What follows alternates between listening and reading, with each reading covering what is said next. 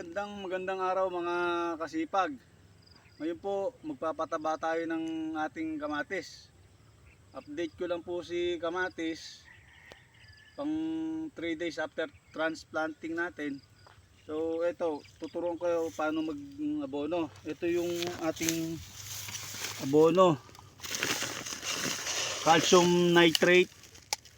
Isang cup noodles, lalagay po natin sa isang timba. Tapos lulusawin po natin dito. Ito po yung ating papataba sa ating kamatis. First apply pa lang po ng pagpapataba ng kamatis. So ganito lang po siya, lulusawin natin.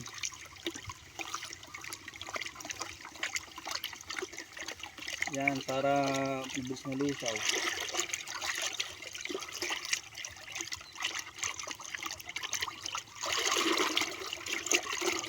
So pag nalusaw na, pwede na po natin siyang ipataba. So kaya po medyo dinagdagan ko yung dosage ng pataba kasi malaki po yung timba natin, 20 liters, para medyo umano sa kagad, umalab. Ayan, lusaw na po siya. Tunan po natin.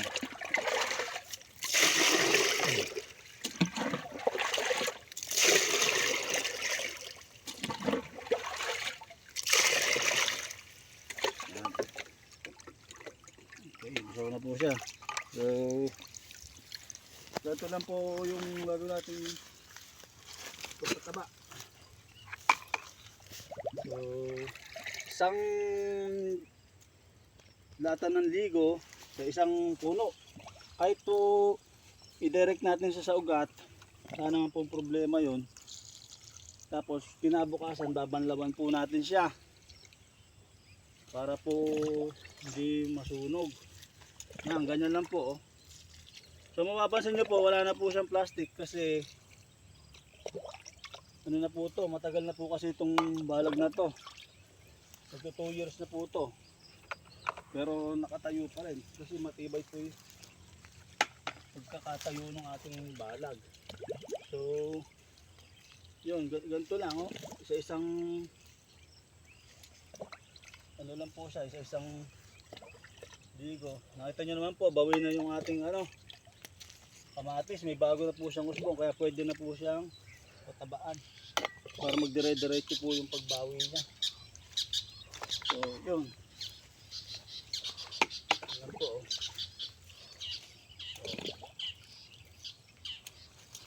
Kaya po drench para po, ibig sabihin po delayed,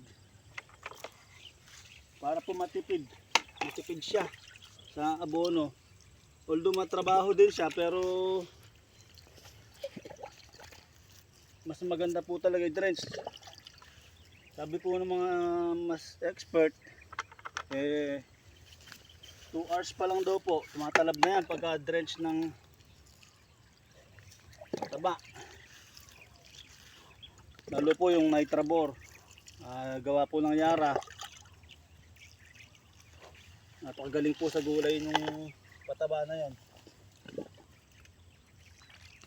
So yun,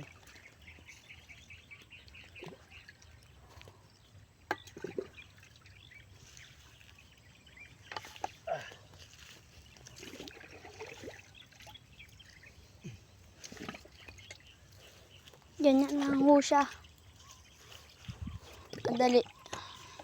okay. So ganun lang mga kasipag.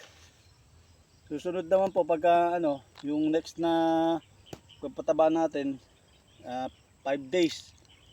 5 days po siya. Yung kasunod niya.